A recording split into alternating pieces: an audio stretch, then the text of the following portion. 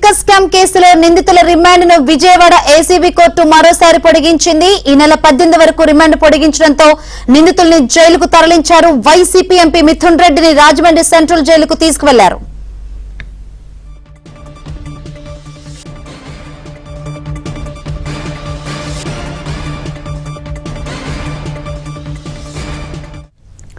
Vijayawada court దగ్గర మరోసారి చెవిరెడ్డి భాస్కర్ రెడ్డి హడావిడి చేశారు. మద్యం కుంభకోణంలో నా పాత్ర లేదని చెప్పుకొచ్చారు. తాను మద్యం తాగలేదని, అమ్మలేదన్నారు. తనను అన్యాయంగా అరెస్ట్ చేశారని, తనను కేసులో ఇరికించిన వారిని వదలబోనని హెచ్చరించారు. పైన దేవుడు ఉన్నాడు, అన్ని చూస్తున్నాడంటూ చెవిరెడ్డి వ్యాఖ్యలు చేశారు.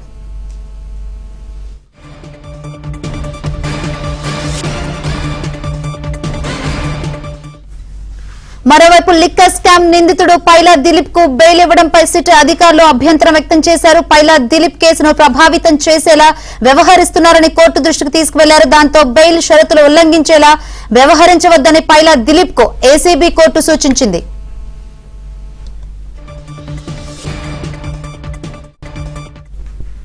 ఏపీ లిక్కర్ స్కామ్ కేసులో నిందితుల రిమాండ్ ను విజయవాడ ఏసీబీ కోర్టు మరోసారి పొడిగించింది. మరిన్ని వివరాలు అందించేందుకు మా ప్రతినిధి ప్రసాద్ సిద్ధంగా ఉన్నారు. ప్రసాద్, విజయవాడ ఏసీబీ కోర్టు ఈరోజు మద్యం కుంభకోణం కేసుకు సంబంధించి విచారణ జరిగింది. ఈ సందర్భంగా పలు కీలక పరిణామాలు చోటు చేసుకున్నాయి.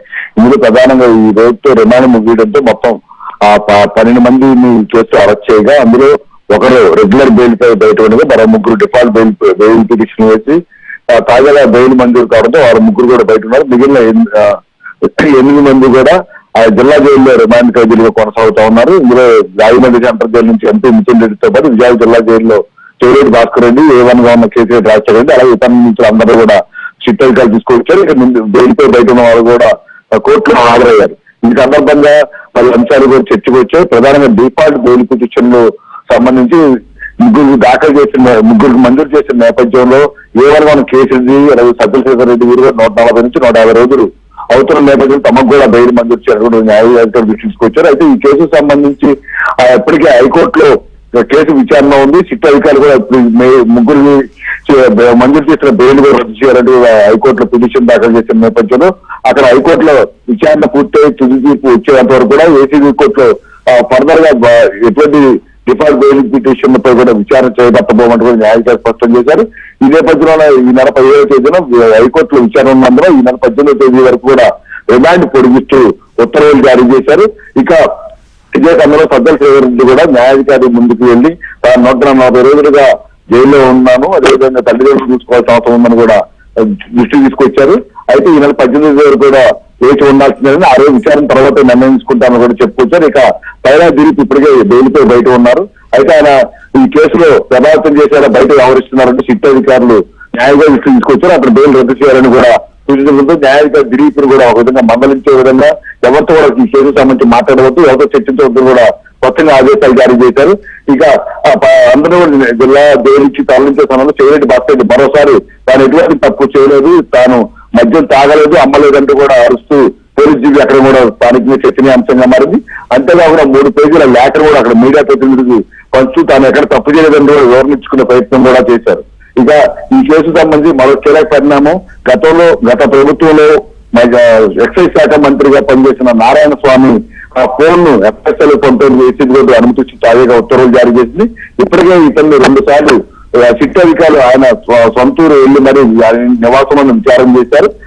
దీనికి సంబంధించి కొన్ని కీలకమైన సమాచారం కూడా రాబట్టని తెలుస్తా ఉంది.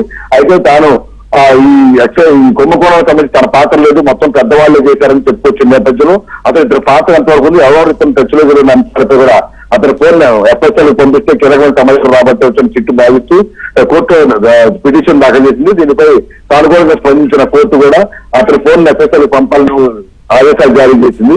ఈ ఫోన్ లో కనుక డేటాలు కనుక బయట తీయగలిగితే మరింత కీలకమైన సమాచారం రాబట్టవచ్చుకుందా అని కూడా సిట్ అధికారులు భావిస్తా ఉన్నారు. దీంతో ఇప్పుడు ఈ మొత్తం కుంభకోణానికి సంబంధించి 18వ తేదీ తర్వాత ఏసీబీ కోర్టు డిఫాల్ట్ బెయిల్ పిటిషన్ల పైన అలాగే రెగ్యులర్ బెయిల్ పిటిషన్ల కూడా విచారణ కొనసాగుతుంది. మనసా వాచా కర్మేలా నేను లెక్క జోలికి ఎప్పుడు పోలేదు, లెక్క ఇస్తే నాకు సంబంధం లేదు. నేను 7వ తరగతి చదివేటప్పుడే మా నాన్న తాగుడు వల్ల మా అమ్మ ఆత్మహత్య చేసుకున్న నాకెళ్ళి నా కళ్ళతో చూశాను. నేను అదే తాగుడు మానలేక మా నాన్న చనిపోయాడు. అదే తాగుడుతో నా తమ్ముడు చనిపోయాడు. మా కుటుంబంలో జరిగిన తర్వాత ఈ రోజు వరకు నేను లిక్కర్ జోలికి వెళ్ళలేదు. లిక్కర్ని ద్వేషిస్తాను, లిక్కర్ జోలికి వెళ్ళాను.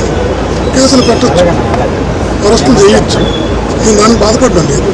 నేను చిన్నప్పటి నుంచి ఏదైతే ద్వేషించానో అందులో అరెస్ట్ చేయడం బాగా చేసింది.